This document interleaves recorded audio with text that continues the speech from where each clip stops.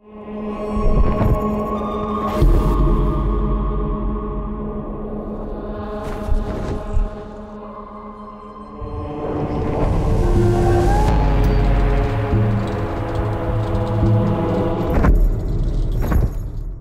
a no-holds-barred, unrelenting, never say die, just not gonna give in.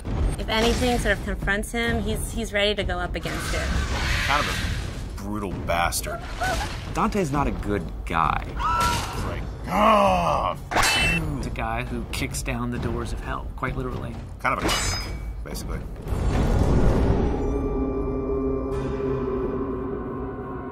The thing about hell is it's hard to find someone who could stand up to all that. And that's really what the impetus to make our character as badass as he became.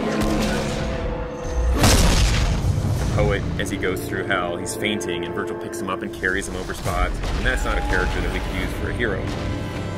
Real Dante was in Florence during the Civil War. He was more of a politician. We wanted something a little bit more, and so we made the bold choice to give him a past as a crusader. He's had a pretty tragic and, screwed up past. A lot of things in his past that haunt him. He's definitely not some straight sort of action hero. I like the fact that he's a little bit more human. I mean, obviously he's wielding this giant scythe that most of us couldn't lift, and I know because we built one for Comic-Con. So he's definitely, superhuman in that sense. But there are certainly moments in the game where he's not sure if he can go on. I think the story kind of demanded that he be a little bit more complex. The first line of the poem is, at the midpoint on the journey of life, I found myself in a dark forest, and it's a metaphor for him being confused and troubled about his own life, but we wanted to go to the nth degree for the video game. And so we wanted him to basically have committed all these horrible sins. Dante is guilty of all 9 sins and then some. Definitely start to see how his family factors into it, and you might start to see some familiar faces as you're going through hell and how that sort of messes with him. He's done a lot of bad things in his life. I think one of the important things is as you play through the game, you realize that Dante also tries to redeem himself. The tapestry on Dante's chest is basically this enormous symbol of guilt for him, summing up all the terrible deeds that he's done, or all the terrible moments and memories of his life. The tapestry represents Dante's realization that he needs to suffer for his sins, the same way that people have suffered by his hands. Remembering things, he's remembering horrible things, so we wanted him to be like nightmares, And we knew that we wanted a really cool mechanism for showing those kind of flashbacks in the game. He's literally wearing the sins of his past sewn into his chest, and he's the one who's sewn them in there. We unfold his past transgressions through a series of flashbacks.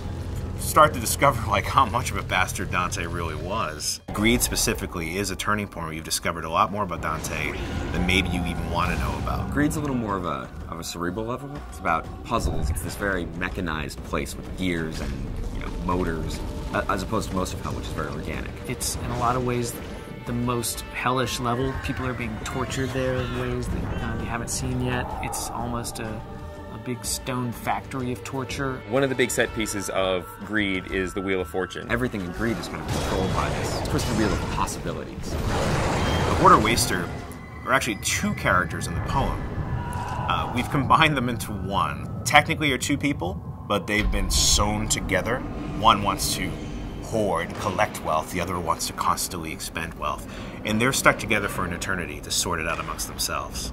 Greed is all about torture and teasing people with the lure of gold and ripping them apart as they reach for this. Totally different sort of environment. You got molten gold sort of dripping on the sides. It's a complex level, but it's pretty fun to go through. Greed's an interesting level because it's really kind of the beginning of Act 2 in a lot of ways. You're going to leave Greed behind, descend down into the 5th circle, and which is anger, and that's where the putrid swamp of the river Styx begins.